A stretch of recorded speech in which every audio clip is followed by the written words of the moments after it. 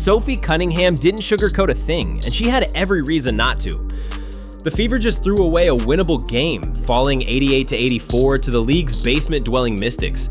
Indiana built a double-digit lead, even looked in command at halftime, before Washington ripped off a 22-7 run that flipped the script.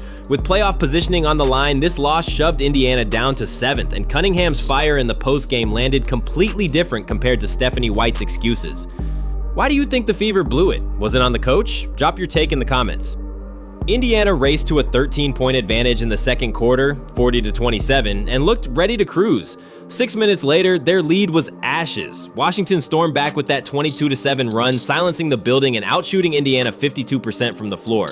Wide open threes rained down while the Fever's offense completely froze. And here's the kicker. This wasn't fueled by some untouchable star. Indiana beat itself. Turnovers piled up, defensive lapses snowballed. The Fever committed 21 fouls that handed Washington 26 free throws.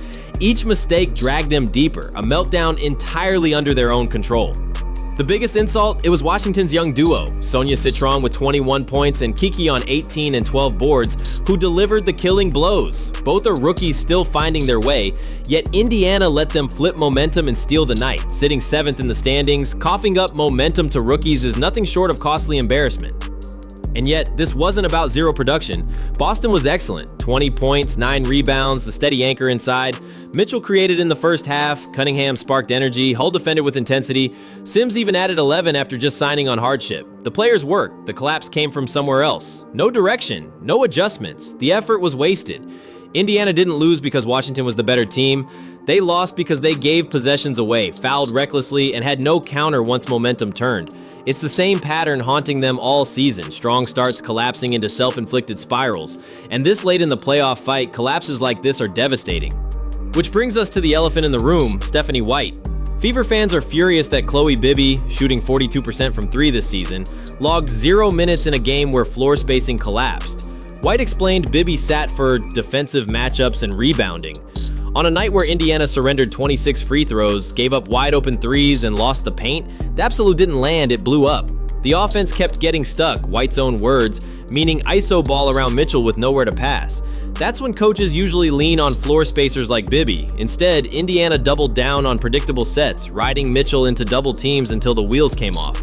Mitchell still produced under pressure, 14 points, 9 assists on 6 for 9 shooting. But possessions devolved into her battling through traffic while shooters stood untouched on the perimeter. She created, but the system behind her froze. White named fouling as the fatal stat, 21 fouls, 26 free throws, including 14 in the fourth, and blamed players being out of position and ball security. But nowhere did she take ownership of the adjustments that could have saved the game.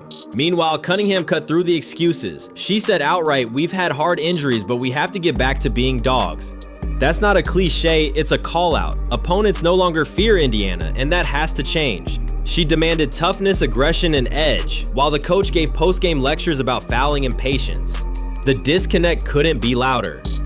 Fans are boiling because the numbers prove Indiana had enough to win. The fight was there on the floor, but in-game adjustments, spacing, rotations, game management never came. And that gap between players bleeding for every possession and a coach explaining after the fact how it slipped away is where pressure mounts.